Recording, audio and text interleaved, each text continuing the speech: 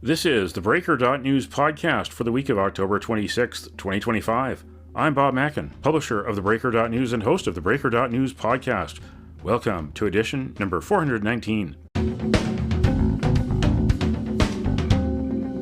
The Breaker is your source for news, opinion, and analysis about British Columbia issues, institutions, and influencers. Later, I'll tell you how you can support the Breaker. On this edition, headlines from the Pacific Rim and the Pacific Northwest. I award a virtual Nanaimo bar to a difference maker. And on the Big Deal feature, a triple feature. Will Vancouver be ready for the FIFA World Cup next year? Will Vancouver be safe, and at what cost? At the Vancouver International Security Summit, I caught up with RCMP Assistant Commissioner John Brewer. Meanwhile, Mayor Ken Sim wants an election year budget without a property tax increase, so layoffs are coming to Vancouver City Hall. Hear Deputy City Manager Karen Levitt reveal what that means for hosting FIFA. Plus, it was one of those weeks when Vancouverites do not miss having an NBA franchise. The association rocked by a gambling scandal involving the Mafia. Among those arrested, the coach of the Portland Trailblazers and a guard from the Miami Heat. Declan Hill, the investigative journalist and author of 2 books on match fixing, is my guest.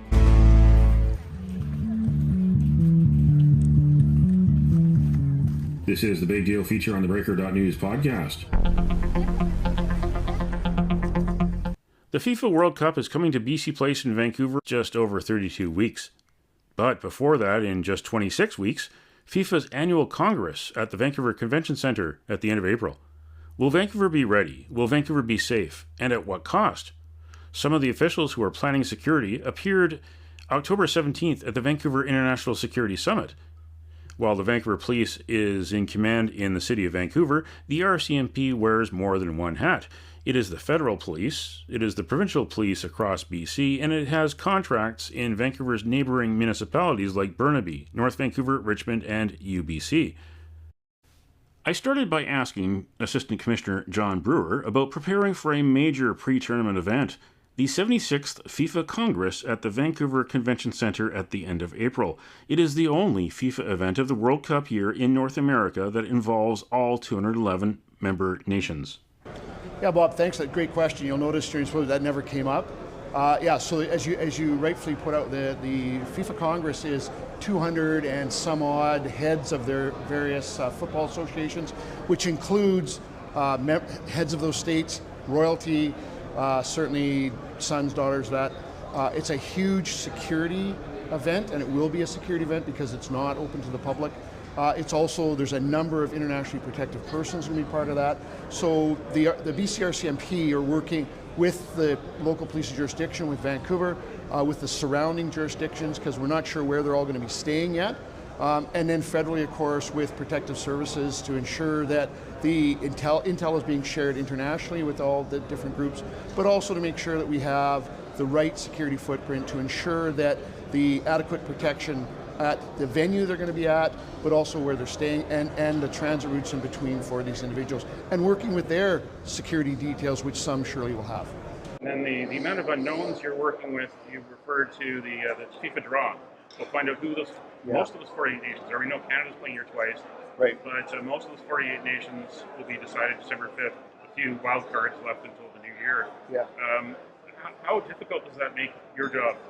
Yeah, extremely difficult. I mean, it's a difference between a small country from Africa, say, versus an England, versus a Brazil, an Iran. Like, all these different countries bring within their own security issues, certainly, that we have to prepare for. So right now, we're working on, I want to say, the good, better, best. I'll use the shell buzzy rather than worst case scenario.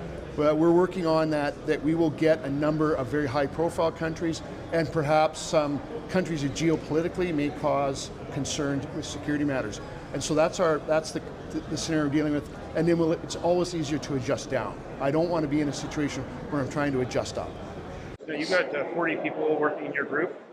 How is that going to change or scale up in the months to come? Yeah, so right now they're focused on planning, preparation, and reaching out to other agencies. They will start to now switch from the planning phase into the execution phase, and some of those people will change jobs and actually go into being in charge of physical sites. They'll have roles that deal directly with liaison of certain groups. they'll have roles within our fusion center, as opposed to right now where they're really gathering information and putting up on for planning purposes into various technologies we have for intel sharing and also interagency cooperation. FIFA World Cup 26 is the biggest mega event in Vancouver since the Vancouver 2010 Winter Olympics.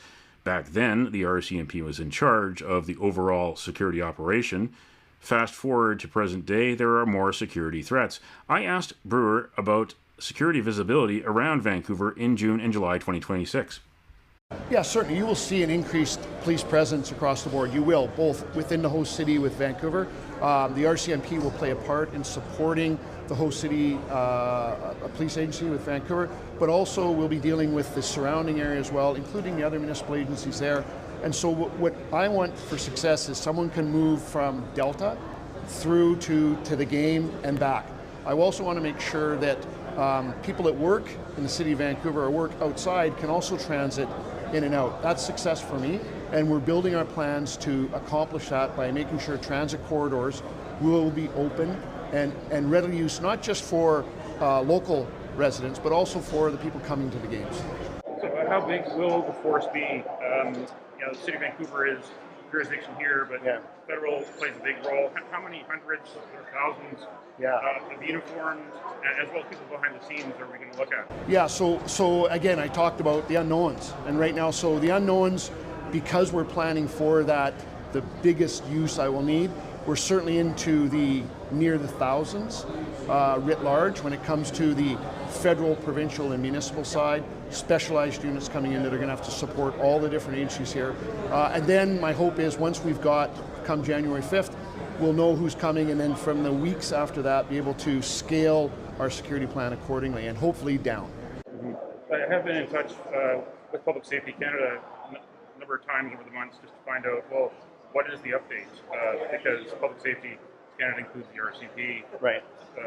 Customs Border Services Agency, right. And other agencies as well, about what the budget is. They're telling me that the budget you're working with now is basically through existing resources.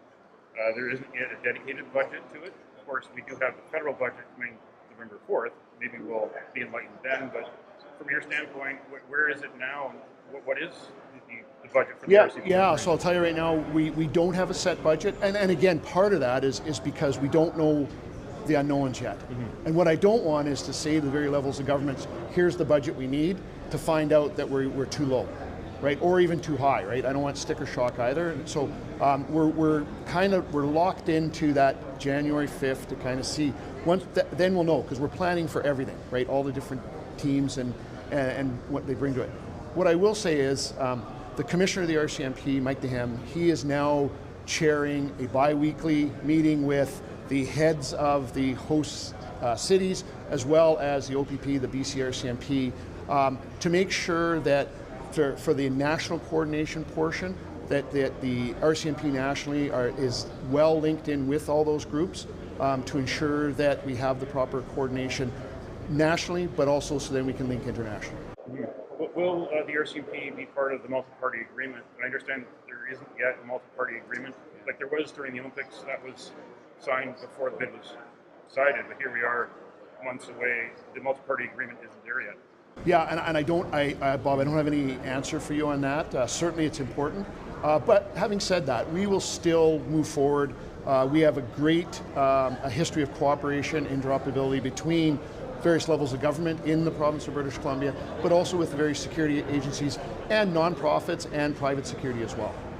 I guess maybe one more question. What risks are you looking at or concerned about now? I mean, we've seen a lot of protest activity for a variety of issues on our streets here in Vancouver.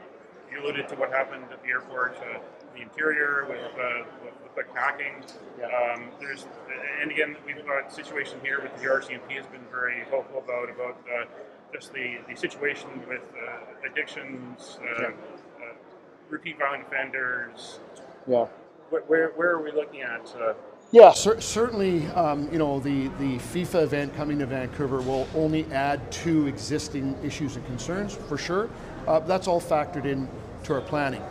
So I will say that we are alive to the threat of cybersecurity issues. The hacking just happened as well. But the role of the RCMP is not just to be the boots on the ground as well and support the agencies as well as where we are the municipal police and the provincial police as well, but to ensure there is that regional and national coordination role that the RCMP naturally plays and has played effectively both with 2010. We just did it with G7, we did it with Invictus. So, all the agents involved are used to that role, and we are well placed to continue that role. Vancouver City Hall is bracing for layoffs after Mayor Ken Sims' majority on City Council ordered a 2026 budget with no tax increase. On October 16th, City Manager Donnie Van Dyke and Deputy City Manager Karen Levitt spoke to staff. Van Dyke and Levitt both say that cutbacks will not affect the World Cup. TheBreaker.news obtained video of the staff meeting, and here are some of the highlights. And obviously a big part of Karen's portfolio and the work she's doing right now is FIFA and preparing for next summer. So Karen, just if you can speak at a high level around FIFA, how is all of this going to affect the delivery of FIFA? How are we paying for FIFA? Does this change anything for FIFA? I know we've had a few questions, both pre-submitted and from the floor, about the intersections here. Yeah, thanks, Maria. Good morning, everybody. So as probably all of you know, Vancouver is the official host city for 7 matches of the FIFA World Cup next summer. And what that means technically is that we've signed a contract with FIFA to do a whole bunch of things to prepare for and deliver that event, including the matches at BC Place, including a fan fest at the PNE and various other things. We're doing that in partnership with a number of other agencies, namely YVR, doing the airport stuff, PAVCO is running the stadium, PNE is hosting the fan fest, and so on. So we have no wiggle room in terms of delivering what we need to deliver. It's a contractual obligation. We're hard at work, and many of you, I'm sure, have been working with our host committee, with Jesse Adcock, Tanya Gilhold, and the team to prepare for that.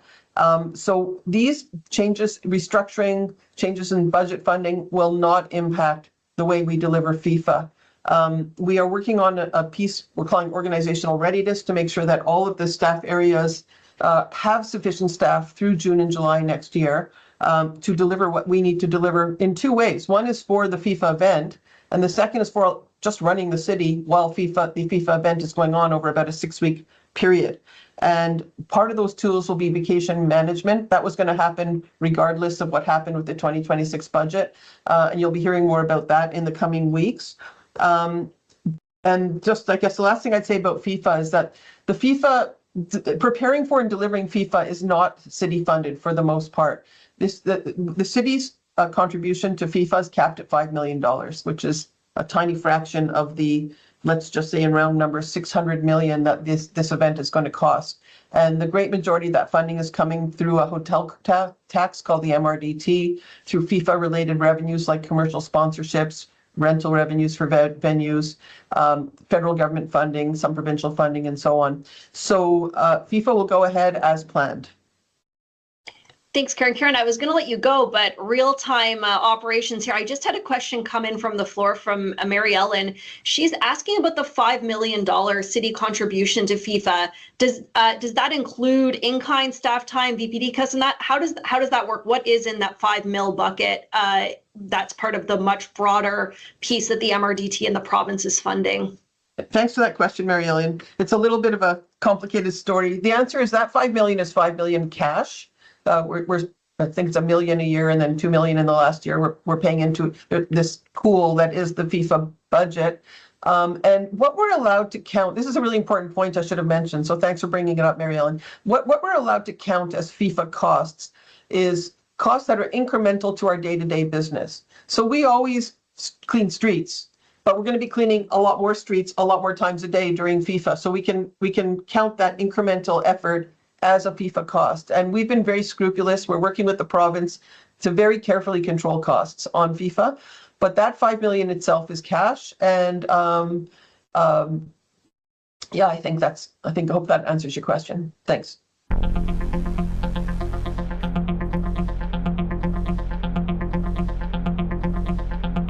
October 23rd, bombshell in the world of sports. During the opening week of the NBA season, the FBI announced that it busted a mafia-linked sports and poker gambling scheme. Portland Trailblazers coach Chauncey Billups and Miami Heat guard Terry Rozier are the big names arrested.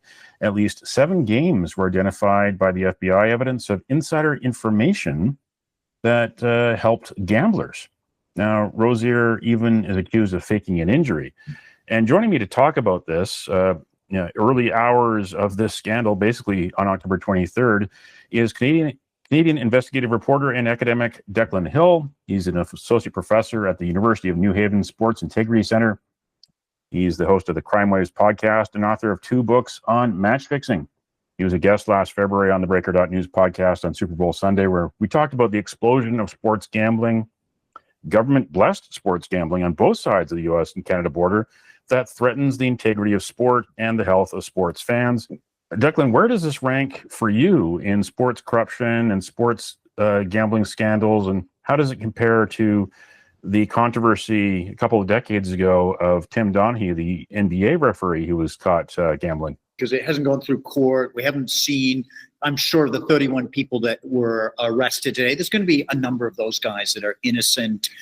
It was always the case that, I was just happened to be at a poker game with organized crime and I didn't know it. So let's just talk in general terms.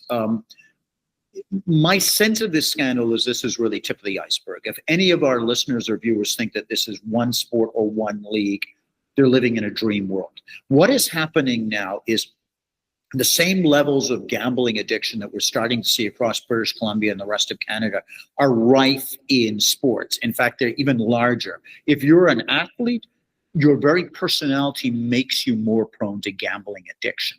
So gambling and gaming addiction is just rife from high school sports down here, NCAA, across major professional sports and into the Olympics as well. So that's number one. Number two is the global nature of this alleged organized crime syndicate. There were Albanians, there were Chinese, Vietnamese, no surprise to anyone in Vancouver, of course. There was the traditional La Cosa Nostra guys, the Bonanno, the Genovese, the Gambino guys were all implicated by the DOJ today. So this is a major issue, but judging from my studies, my research, this is, again, tip of the iceberg stuff. Tip of the iceberg, it also happens not only during the first week of the NBA season, but this is an era of the NBA that has embraced legalized gambling. The NBA is inching towards someday a franchise in Las Vegas. It has tournaments in Las Vegas. It also has corporate sponsorship with the likes of FanDuel and DraftKings and other gambling entities. It is helping sell the product to its viewers. It's basically selling its viewers to the gambling companies. They've been dancing with the devil since November 13th, 2014, when Adam Silver, the then and current commissioner of the NBA, wrote saying that we should legalize sports gambling. I agree. We should also regulate it effectively and properly and protect wide sections of our society that are gambling addicts or potential gambling addicts. But it's got to be regulated. And one of the things that's got to be regulated is the relationship between sports leagues and sports bookmakers. There has to be clear blue water between these corporations. How now can one of your viewers and listeners who's a sports fan be looking at a game, be it the NHL, MLB, NBA, whatever, and when someone makes a genuinely honest mistake, isn't in the back of their mind going, was that an honest mistake or is there something else that's going on here? It really needs to be addressed, and it's not being addressed properly. Now, on that note, I'm going to be in Washington, D.C. on November the 6th. The local senator here, a guy named Richard Blumenthal, along with a Republican, have brought forward a kind of just basic regulation of gambling.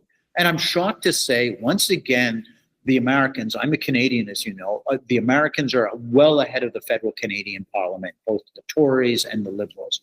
We just need basic, simple, national regulation of gambling, be it at a consumer level, but also at the sports leagues level. And we also need to address the really serious gambling addiction that hits most athletes. Excuse me, not all athletes, but many in the athletes' world. How do we protect the players from these forces? Because there's gamblers out there who are looking at it and saying, if we can get closer to the players and get the player, so easy. How long have you and I been speaking about this? For years. Every one of your listeners is going to be, oh, that guy again. Yeah, I heard him in Super Bowl the last time. But every time I come on, I say the same thing. Most of the gambling education for athletes is run by bookmakers. Guess what they forget to tell their athletes, their students? That they are really, really likely to become addicted to gambling, much more higher than the general population. Somehow they always seem to forget that little factoid when they're giving them education and stuff. This is the issue that we're dealing with here, rife gambling addiction. And one final thing that I'd like to add to for this interview is poker games. You see this in this particular DOJ indictment. Poker games, I've seen this in my infiltration of organized crime. I've talked to other undercover investigators. Poker games are used by organized crime to recruit not just celebrities, not just big athletes, but they're looking around for the degenerate gambler, their words. They're looking around for the big whale to bring them into their network, to start a long-term relationship. And these poker games, it's the same thing in the Shohei Ohtani translator case. These are the recruiting grounds for these illegal organized crime bookmakers. And one real quick question before you go is, what do you think is next, especially in this environment when the biggest sporting event in the world is coming to North America next year, the FIFA World Cup? What is next? But I know one thing for certain. Well, two things. One is that a number of those people will be proven innocent. And two, there's going to be a major media marketing campaign by sports leagues to pretend that there's nothing to see here, that just ignore this, just keep going on, nothing to see. This is a clear and present danger to the sports that we love. And really, sports leagues have to use this as a wake-up call. I fear that they won't, though. Well, thank you very much again joining me on the podcast. Declan Hill from the University of New Haven. And we'll have you on again to talk at length. I'm a huge fan of yours, Bob. If there's anyone who doesn't like and follow the breaker news and would be followed by, swayed by my opinion, I watch you, I read you constantly, even though I'm on the other side of the continent. You're doing fantastic work. So thank you.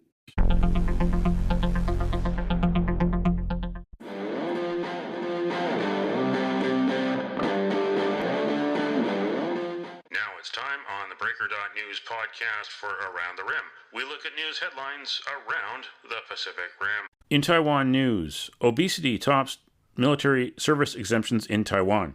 17,000 men were excused from military service in 2024. A draft-dodging scandal involving celebrities has prompted the Ministry of National Defense and the Ministry of the Interior to possibly revise physical classification standards for draftees. Currently, men with a body mass index over 35 qualify for an exemption, but the ministries are considering raising that threshold to 45. Among the top 5 reasons for exemption in 2024, being overweight accounted for about 30%. This was followed by a below-average intelligence scores, autism, flat feet, and arrhythmia. In Kyoto news, football harassment scandal shines light on Japan's safe sport flaws. At Diosa Izumo FC, a women's second division team in Shimane Prefecture, 2 Brazilian players publicly alleged last November that they were subjected to sexual harassment by their Japanese manager, Yoji Sakai. Sakai denied the accusations, and the Japan Football Association decided it would not take disciplinary action, citing insufficient objective evidence. The Japan Women's Football League, which conducted its own investigation, concluded that Sakai had made abusive and sexual remarks that warranted punishment. In ABC News Australia, Chinese Communist Party body replaces 11 members amid corruption purge. A key meeting in Beijing this week has seen the highest Central Committee turnover since 2017. An anti-corruption czar in China's military was promoted to the number 2 general position. He replaces a senior general expelled last week. The sweeping call shows President Xi Jinping's determination to show his power to military command, say analysts. That's Around the Rim on this edition of the Breaker.News podcast. Now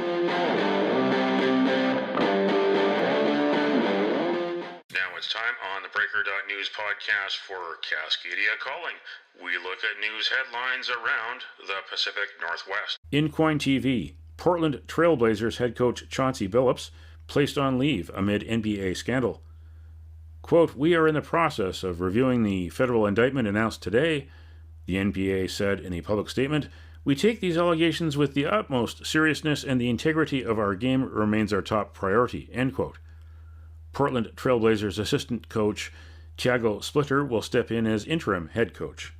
The FBI announced charges on October 23rd in 2 investigations about rigged sports betting and poker involving the mafia.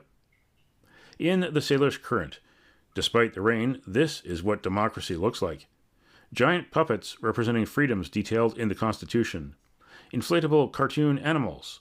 Signs proclaiming power to the people and we love America. And, above all, no kings. Protest rallies on October 18th, well attended despite drizzly weather, were organized across the region at Point Roberts, Bellingham, Everson, Maple Valley, Shaw Island, Lopez Island, Orcas Island, San Juan Island, Anacortes, Cedro-Woolley, and LeConnor, and elsewhere across the country. And check out thebreaker.news and bobmackin.substack.com for the stories behind these headlines. Exclusive! TheBreaker.news has BC Place's 2026 World Cup contract with FIFA after FOI battle. And Vancouver City Hall's top bureaucrats vow budget cutbacks will not affect FIFA World Cup 26. Read the stories behind the headlines. Go to thebreaker.news and bobmackin.substack.com. That's Cascadia calling on this edition of the Breaker.news podcast. Don't matter what color you are, 'cause love will conquer hate, so you won't stand alone. You won't stand alone.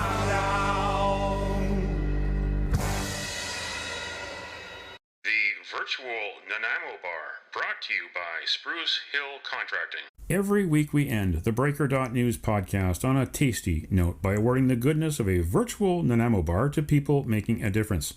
A virtual version of the province's favorite dessert bar goes this week to the Vancouver Canadians, the single A affiliate of the Toronto Blue Jays, for keeping baseball alive at Nat Bailey Stadium and playing a part in getting the Blue Jays back to the World Series. And you can nominate someone for a virtual Nanaimo bar. Send me an email to bob@thebreaker.news.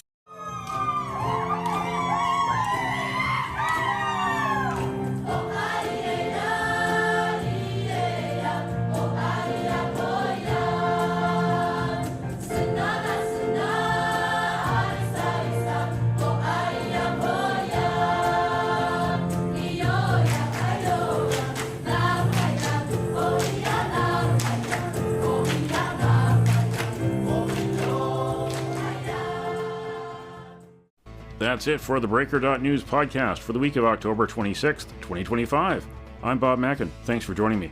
Did you know that on the 26th of October in 1866, Irish-Canadian John Kinder Labatt, founder of Labatt Brewery, died?